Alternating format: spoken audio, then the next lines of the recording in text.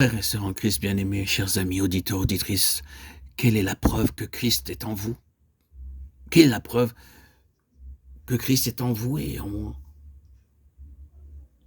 Mes chers amis, il n'y a qu'une seule preuve, c'est que d'autres reçoivent la vie de Christ par nous, par votre intermédiaire. Que vous et moi, nous apportons la vie de Christ aux autres. Il faut que lorsque ceux qui ont faim et qui sont dans le besoin viennent à nous, éprouvent le toucher de la vie. Ils pourront l'exprimer de manière différente, mais tout revient à ceci. Cet homme, cette femme possède quelque chose que je n'ai pas. Et c'est quelque chose dont j'ai besoin. Il y a en eux quelque chose que je sens, et c'est ce dont j'ai réellement besoin. Cela devrait être vrai de chaque chrétien, parce que Christ est en nous, pour se répandre à travers nous, et apporter sa vie par nous. Ah, chers amis,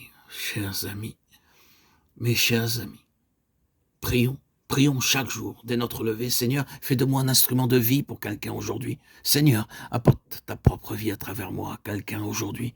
Puis-je apporter la vie là où je suis? Le Seigneur n'a pas d'autre but pour vous et pour moi, mes chers amis, chers auditeurs, auditrices.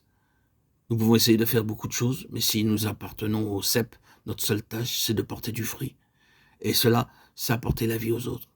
En nous-mêmes, nous ne sommes pas même une cheville qui puisse supporter quelque chose, ni une canne qui puisse aider quelqu'un à se tenir debout. Non, non. Dieu n'a pas d'autre emploi pour nous, sinon de porter du fruit, d'apporter la vie. Jésus nous dit au chapitre 15, il est monde tout sarment qui porte du fruit afin qu'il porte encore plus de fruits. Nous comprenons alors naturellement cela dans la nature et sommes d'accord avec cela. Peut-être si nous avons été occupés à un travail dans les vignes, l'avons-nous fait nous-mêmes? Il est étrange de croire en cela comme en une loi de la nature et de dire « Oh, c'est la chose juste et la meilleure affaire que de tailler ce sarment ici, de sorte qu'il porte plus de fruits. » Mais nous ne sommes pas d'accord avec le Seigneur lorsqu'il le fait en nous. Lorsqu'il se met à faire cela, nous sommes remplis de plaintes, de murmures. Lorsque pour un peu de temps, il nous demande de rester à l'écart afin de nous préparer pour un fruit plus grand. Nous ne sommes plus d'accord. Nous ne sommes pas d'accord. Nous ne comprenons pas le Seigneur. Et nous commençons à douter de son amour. Nous murmurons. Ah, Jésus a montré cela comme une vérité positive.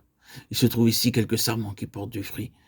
Ce n'en est pas un qui ne porterait aucun fruit. Celui-là, dit-il, sera jeté dans le feu. Et c'est celui-là qui les monte.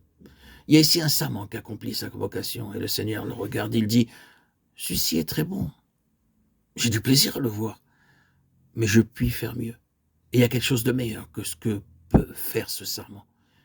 Il prend donc le couteau et il nous discipline.